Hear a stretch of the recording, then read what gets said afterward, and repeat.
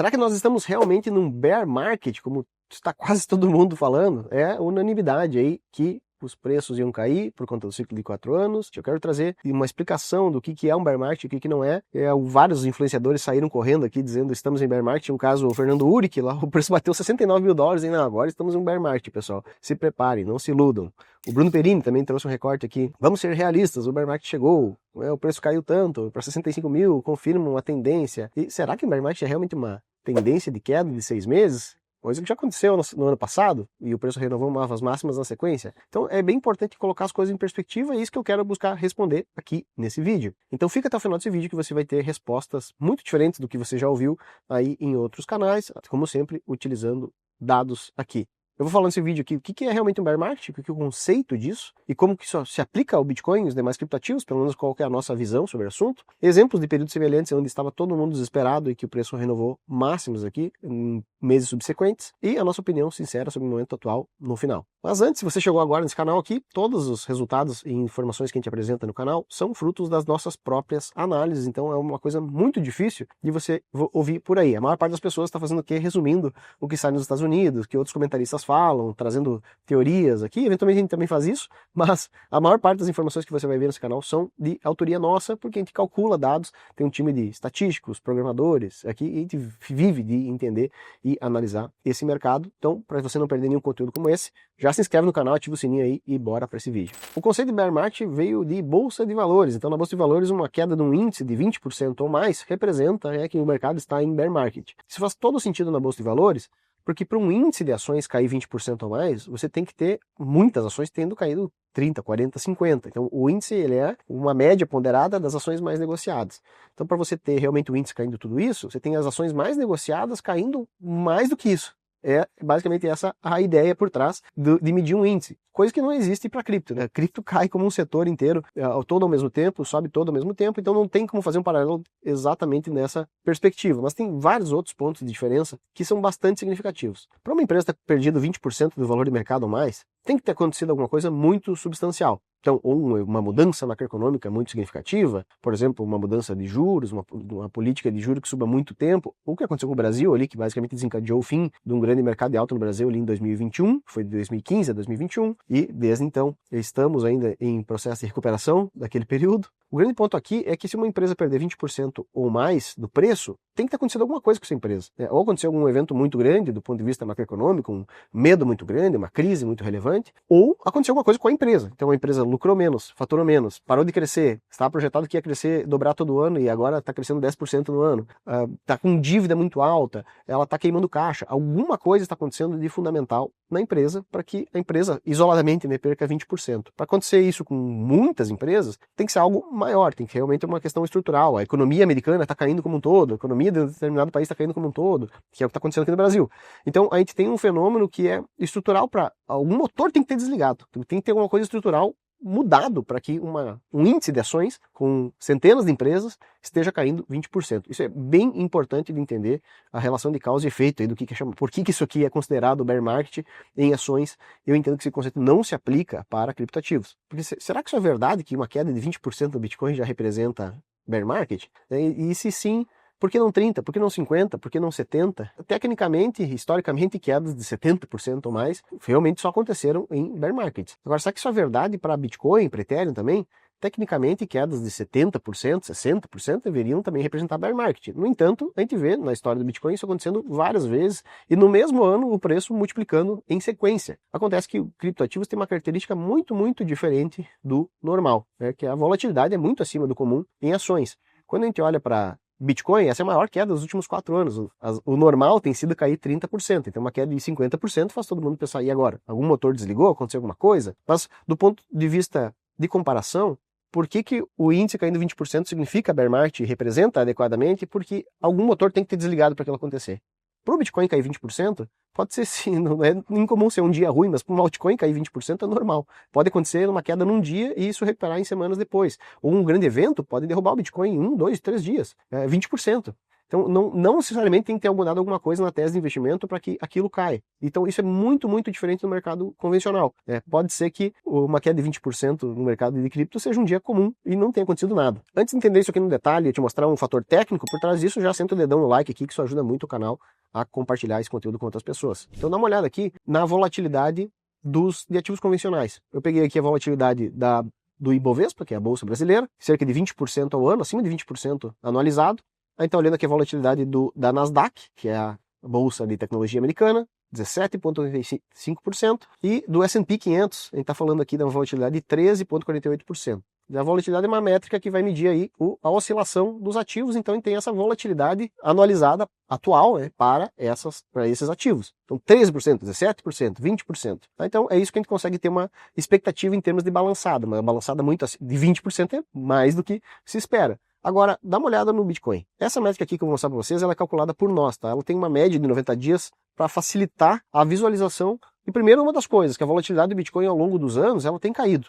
Só que apesar dela estar caindo ao longo do tempo, aqui eu tenho um gráfico desde 2018, então dá para ver que a volatilidade está cada vez menor. No passado caía mais ainda. Ela tem uma característica diferente, né? O número. No lugar de ser 13, 15, 20% no Brasil, a gente está falando de uma volatilidade de 57%.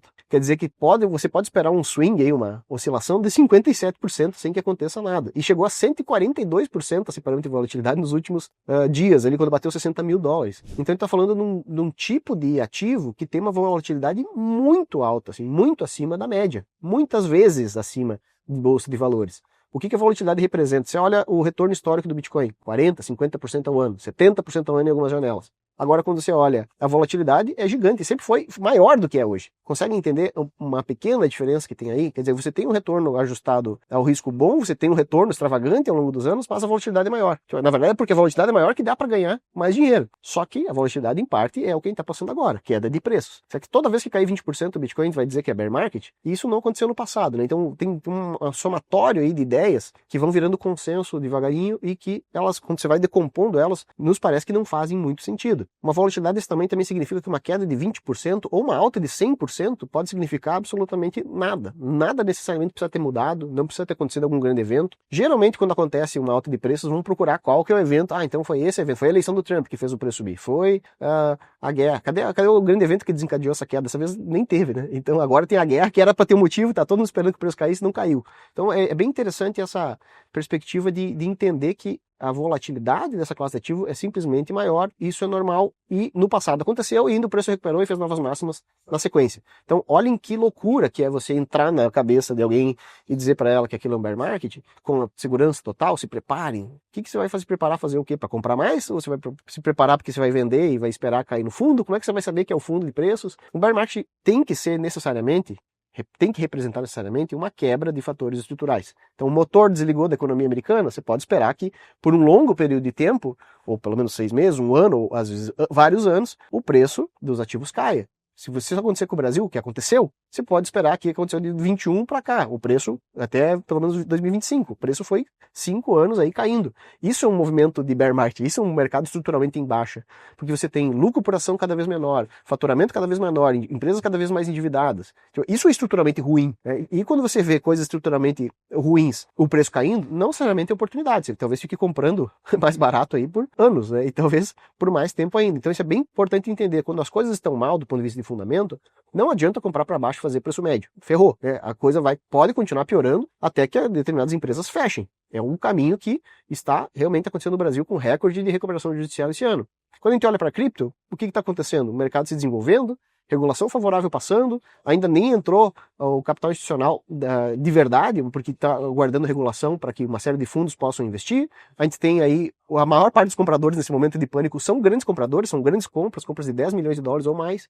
Não são pessoas comuns comprando a maior parte do tempo, que tem feito o preço movimentar. Então, olha que loucura esse senso das comparações, né? Quer dizer, o pessoal está altamente animado com o Brasil, que é um cenário deteriorando, e altamente triste com o cripto, que é um cenário que está melhorando. Mas o que está fazendo esse abalo, né, é realmente preço. Então, o preço está jogando as pessoas para o mato. E, de novo, quero trazer exemplos de como isso já aconteceu e quem apostou na queda se deu mal. Eu trouxe aqui 2 exemplos muito simples, tá? Um que eu acho muito parecido com o que está acontecendo agora. Em maio de 2021, o Bitcoin também caiu cerca de 50% em poucas semanas. Então, o que aconteceu?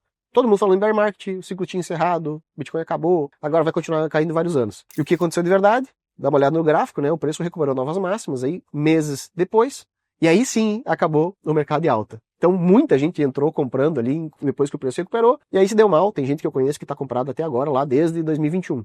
Aquilo realmente foi uma virada estrutural. Vamos voltar para ano passado. O Ethereum caiu 65% em 4 meses. Caiu para 1.350, eu vi a mínima pela corretora. Eu lembro de ter chegado perto de $1.200. E, nossa, na época o Ethereum era uma porcaria, ninguém gosta de Ethereum, ninguém vai usar Ethereum. O Ethereum não para de ser utilizado, não para de crescer a utilização. Entanto, o preço caindo era o sinônimo de quê? Piada na internet, Ethereum é uma droga. Eu vi pessoas que defendiam o Ethereum virando, não aguento mais perder dinheiro. 4 meses depois você renovou o máximo histórico, foi para 4.950, né? Uma alta de mais de 3,5 vezes. Em 4 meses. Então esses movimentos são muito brutais, né? São muito violentos. Tanto da queda quanto da alta. E se você não entende o que está acontecendo por trás, eu não estou falando de explicar cada movimentinho de preço, que é o que as pessoas tentam fazer. Falando, a tese de investimentos mudou? Se sim, aí é um problema, é o caso do Brasil. Agora, se as coisas não mudaram, aí não é problema nenhum, aí é uma oportunidade. Então, isso que eu quero que vocês separem, né? Realmente é uma coisa que quando muda a estrutura do mercado a ponto, né, de afetar os fundamentos do ativo, aí não adianta ficar comprando para baixo, né? Eu sou contra, eu preferia estar vendendo tudo. Não é o que eu estou vendo agora. Então, se a régua de queda de preços não é o suficiente para definir bear market, né, qual que é a pergunta certa? Esse é um ponto fundamental. Eu vi muitas pessoas levantando, mas que rompeu a média de 200 dias, rompeu não sei o quê. Claro, para quem está olhando a análise técnica, claro que isso é um bear market, né? Isso é uma forma de ver o mundo, tá? Olhar preços. Existe uma camada, né, de análise inteira só focada nisso. E, claro, se você olhar por indicadores técnicos, é fácil de chegar a essa conclusão. Porque, para você, um bear market é quando determinadas coisas acontecem da perspectiva de preço. A pergunta certa é, será que os motores que fazem o preço subir ainda estão ligados? Os vetores que fazem com que o preço suba, que tenha valor, continuam ali? Porque se vocês separaram, mas toda vez que o preço cai, o Bitcoin ele recupera. Por que será? Será que é porque é um ativo puramente especulativo? Ou será que porque tem alguma razão para o preço valer cada vez mais? Quem investe em Bitcoin e gosta muito de Bitcoin sabe que isso é o segundo caso. E no caso do Ethereum também é, e no caso de outros altcoins também é. A gente defende muito outras altcoins porque elas estão extremamente descontadas por múltiplo de ações que estão negociadas na Bolsa Brasileira, na Bolsa Americana. Muito, muito descontadas. E apesar de gerar valor, terem faturamento e terem função própria, né, e terem política de recompra de tokens, os múltiplos estão muito abaixo. Isso é o quê? É um problema desgraçado porque vai continuar caindo infinito ou é uma oportunidade porque está em mínimas históricas? Então é essa diferença, né, que é muito importante de se concentrar no problema certo. Aí também tem toda a questão de que os padrões do passado estão se quebrando. Não sei se vocês separaram, só falta realmente renovar máxima histórica esse ano para encerrar a história do ciclo de 4 anos. Porque a gente teve máxima histórica antes do halving, a gente teve o preço caindo abaixo do topo anterior, que caiu $60 mil, né? O topo anterior era $69 mil. As recentes liquidações bateram recordes históricos, assim, desvio padrão do quanto já tinha acontecido no passado. Quer dizer, aconteceu muita coisa totalmente diferente que não tinha acontecido em períodos anteriores. As altcoins não subiram, né? Aliás, elas multiplicaram 5, 6, 10 vezes e depois a boa parte devolveu, né? Tá perto das mínimas, cerca de 40% das altcoins hoje está nas mínimas históricas, na região das mínimas históricas. Então, da mínima, pelo menos do ciclo passado ali, que terminou em 2022. Então, realmente está numa circunstância de mercado muito diferente do que já esteve no passado, e os padrões, que todo mundo acredita que são iguaizinhos, que vão se repetir, vão se alterar, estão se alterando, né? Estão alterando, mudando ao longo do tempo e vão continuar mudando para deixar todo mundo igual barata tonta mesmo. Então, qual que é a forma profissional de olhar para esse assunto? Saber que vetores influenciam os preços, influenciam os ativos, né? Que os preços vão seguir os ativos, e medir esses vetores. É isso que a gente faz aqui todos os dias. Isso é muito diferente do convencional. A maior parte das pessoas está contando uma história. Eu recomendo que você vá para o campo de se tornar investidor, porque dinheiro não é tão fácil assim de ganhar. E quando você aloca ele mal, fazendo especulação com uma coisa que você não domina, você vai se ferrar. Para quem não quer contratar uma assessoria, não tem um valor significativo ainda para entrar numa assessoria, mas tem um valor já relevante, né? R$20 mil, R$50 mil, e quer ter informação adequada, nós também queremos um serviço bem interessante chamado Professional, onde nós entregamos um modelo de relatório que tem dados suficientes para tomar a decisão. Então tem análise quantitativa, análise on-chain, não um monte de dados, indicadores. Ao contrário, assim, são indicadores consolidados, que tem ali sinalização verde para comprar, amarelo para vender, vermelho para ficar de fora, e tem um conjunto de sinalização muito fácil, quais ativos comprar, quanto ter de caixa, cenários que a gente está projetando, o que da macroeconomia que é interessante que você olhe agora e que tende a afetar os preços mais para frente, se isso é algo confiável ou não, qual que é o índice de confiança do ponto de vista estatístico, tudo isso a gente entrega e eu vou deixar o link aqui na descrição para que você dê uma olhada. E se você tem valores mais relevantes ainda, o ideal é a assessoria, que daí a gente consegue olhar para o seu caso com todo todo o cuidado, afinal de contas não é a mesma coisa investir 100 mil reais, 10 mil reais e 10 milhões de reais. É totalmente diferente. O que você deve fazer com seu dinheiro muda ao longo do tempo, não é só ter um bolso maior e botando dinheiro à la louca, né? Então tem técnicas para administrar patrimônio de tamanhos diferentes. Agora, se você quer realmente em matérias de investimentos que você possa seguir, que não fique mudando toda hora e que tenha sinais de venda e de compra específicos, ter uma técnica de administração de portfólio por trás, aí eu recomendo que você já curte esse vídeo, dá uma olhada nos comentários aqui e entre em contato com o nosso time, porque aqui é outro jogo, a gente não fala do que todo mundo fala, quase nunca. Um abraço, até o próximo vídeo.